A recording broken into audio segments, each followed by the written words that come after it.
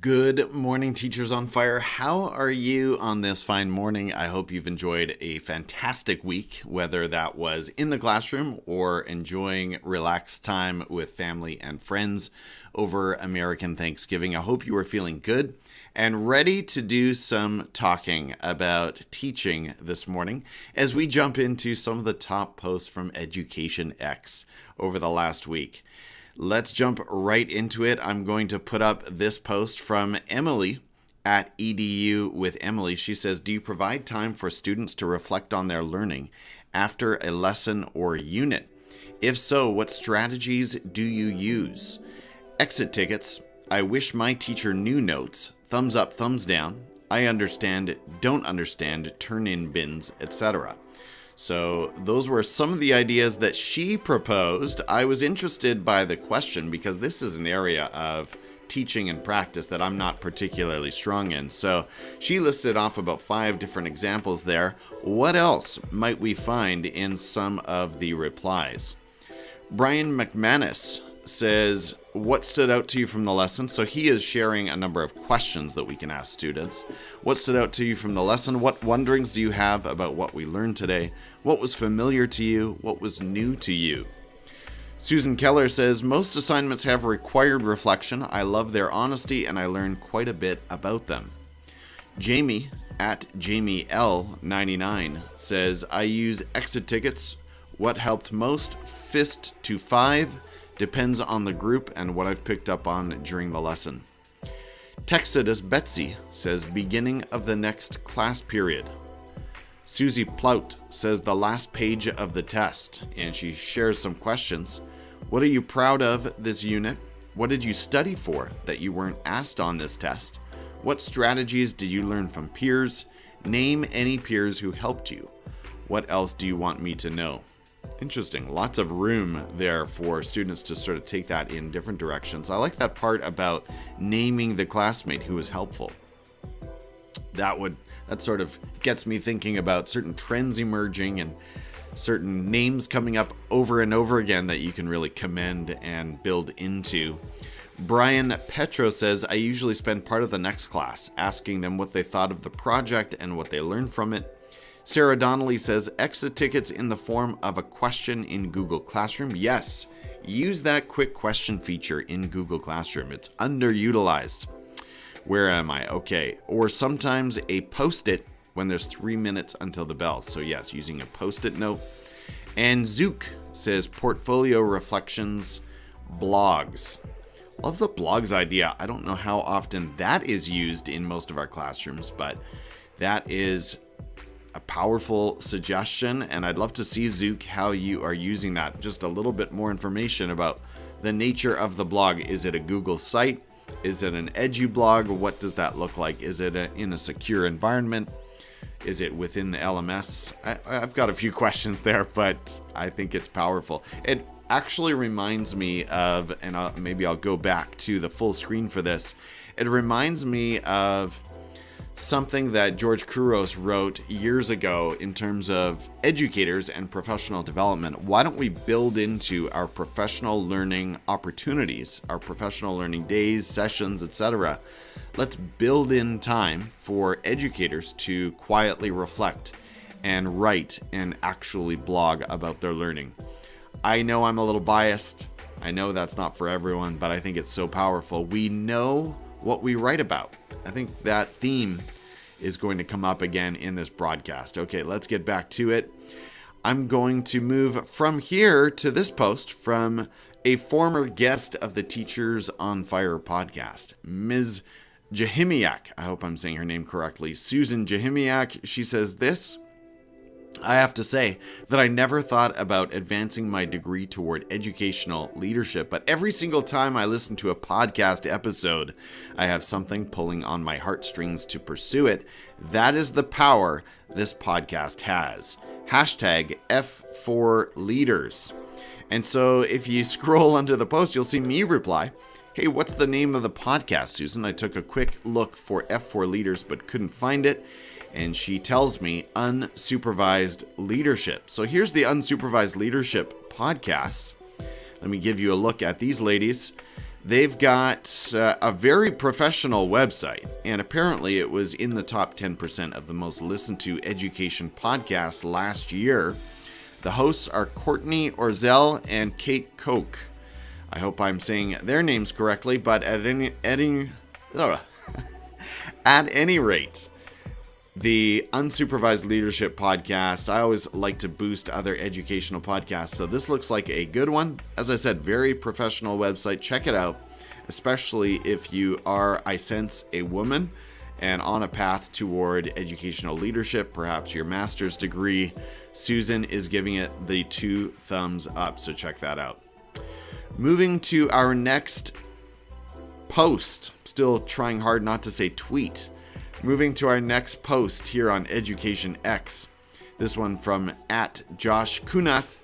He says, in quotes, mind you, this is important. In quotes, he says, "Too bad if your grade is invalid. I'm too irked about your absences to give you a grade that accurately shows your learning of the standards." End quote. This, he says, is what our actions say when we grade behaviors such as attendance and missing assignments instead of learning. I can't applaud this post enough. I completely agree, Josh. And we've talked about it many times on the podcast, but these things, behavior, attendance, missed assignments, they should not result in penalties or a reduced grade. If we're doing that, then we're using our grade book as leverage to coerce students into desired behaviors. And that's not the function of the grade book. It's not the function of the report card. It's not the function of reporting in general. So I have to agree, giving this post a full round of applause. Still on the topic of assessment, moving over to Natalie Vardabasso. She's found on X @Natabasso. One of the biggest benefits of standards-based grading for students with IEPs is disrupting the reductionist label of, quote, low. If a student has a decoding disability, they can still access the learning of most standards with an accommodation, i.e. audio. Absolutely. And I am slowly building my knowledge and comfort with UDL. And one of the mindset shifts that we need to make is that we're not, again, it's not differentiated instruction. It's this idea that instead of giving different students different specialized opportunities, we're creating a menu of on-ramps and resources available for all students. And so bringing it back to this particular example, that student, if they have a decoding disability, i.e. they are struggling in their reading, they can still access the learning of most standards with an accommodation like an audiobook. And again, it goes back to the power of learning targets, right? This came up in a workshop 2 weeks ago that I think some English teachers historically maybe have been a little bit anxious about saying, oh, that student is going to listen to an audiobook. Well, what about why aren't they reading the book? Or isn't that a problem that they're not reading the novel study, whatever it might be? Well, it all depends on your learning target. If your learning target is something related to, let's say, an analysis of the plot outline or some sort of character study, then maybe actually reading the text, if that's not your learning target, that doesn't have to happen. That doesn't have to happen. And that's really a mindset shift I think that English teachers and other teachers need to continue to work on. It really depends on the learning target, and the learning target can free us in that particular case, right? Because we can offer all sorts of supports and on-ramps that maybe we would have felt like in the past is somehow cheating or giving the student, quote, too much help. Which is an idea that really needs scrutiny. I am rambling, so I'm going to move on to the next post. This one from Jeremy Jorgensen, recent guest here on the Teachers on Fire podcast. You'll find him on X @JeremyAJorg. He says, research shows that integrating writing into subjects improves learning across all grade levels. If you can write well, you can think well. Didn't we just say that? 100% Jeremy, I am applauding along with this, and I was thinking about it again this week. that what if we thought about it in these stark terms? What if we said a human being can only think as logically as they are able to write?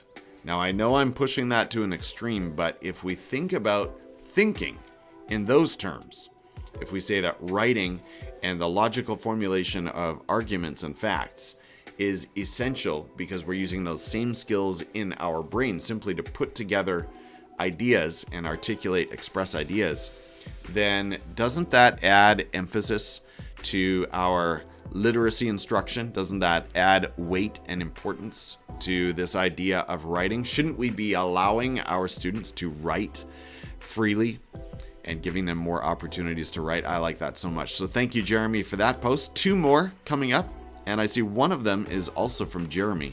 Maybe we'll go to that one next. Same educator. He says, on average, a teacher makes around 1,500 decisions per school day, which can lead to decision paralysis. Make a list of priorities and then focus on the 2 most important items. And if you can manage time for a walk, do it. Time in quiet reflection is like medicine. 100% to that as well. You can tell I'm in alignment with Jeremy on most things, but yes, make that time to go for a walk if you're able to do so. He talks about quiet reflection. I like to go for walks with my significant other, with Mrs. Cavey, and that makes for great head clearing and sharing of ideas and catching up and strengthening our marriage. One other thing too that maybe you've seen if you're a consumer of Instagram Reels or TikToks, I remember for a while there was a trending audio clip that talked about the need or the importance of walking beside water. So if you do live near a lake, or if you're blessed to live near an ocean like I am, make that walk along the water. There's something so deeply calming and refreshing about doing that. So yes, absolutely come back on those 1,500 decisions per day by going for a walk. Last post of the week that I'll talk about in this edition of Saturday Morning Teacher Talk is from Chey Cheney at Mr. C. Cheney. He says, teachers don't employ strategies, pedagogies, or philosophies in absolutes. We watch and observe, then explore and find tools, activities, and structures that support learning. It's an artistry of competent and caring fusion. Well said, sir. And I had fresh on my mind the Chey and Pav show, the latest podcast episode from their amazing podcast. These are 2 teachers in the Toronto area who have done so much. The list is long, but they recently published an episode on building thinking classrooms. And I would say for the majority of this year, they've been publishing pictures from their classrooms, from their practice, about their application of building thinking classrooms. And they got into an interesting part of the conversation on the podcast when Pav was talking about how building thinking classrooms stipulates that for student groups, visibly randomized student groups, the prescribed number, the ideal number is 3. Not 2, not 4, but 3.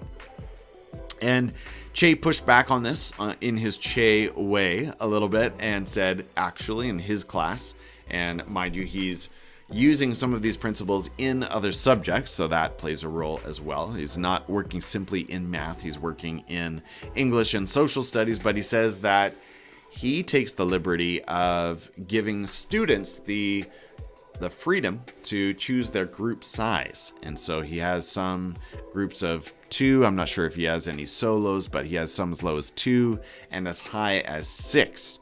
And that brings us back to this post, because he says that teachers generally, I'll quote him here. He says, teachers don't employ strategies, pedagogies, or philosophies in absolutes. And so I think what he was saying, and you need to listen to the podcast because it was a great episode, but I think what he was saying is, hey, listen, we're going to take all of the ideas, all of the theory, all of the research, and then apply it in our ways. And not all of our application is going to match perfectly with what was prescribed in this book or what came out of this research. We may tweak, and that's part of our role as education professionals. And I do agree. on that particular principle of 3, I tend to follow that in my own classroom, and I tend to trust in the research. But I think his broader point about teacher autonomy and professional judgment is well taken. So thank you for that, Chey, and thank you, Chey and Pav, for a great episode on the Chey and Pav show. Again, that last episode was about building thinking classrooms. I am going to leave my survey of the top posts on Education X there for the week. Thank you so much. If you are a friend, a connection on Education X, again, we're talking about X, the platform formerly named Twitter. I hope you are enjoying your time there. I hope you are engaging. Remember that Twitter, or X, is a place where we engage in conversation.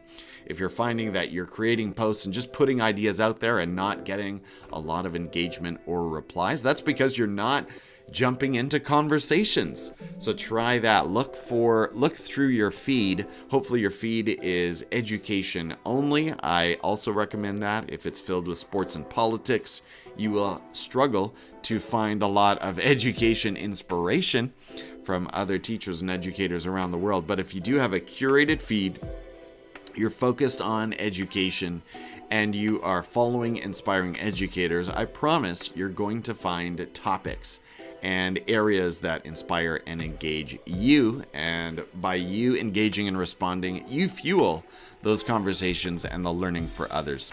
So thank you so much for all that you do, educators. Once more, happy Thanksgiving to my American listeners. Thank you so much for supporting my work here on the Teachers on Fire channel on YouTube and on the podcast.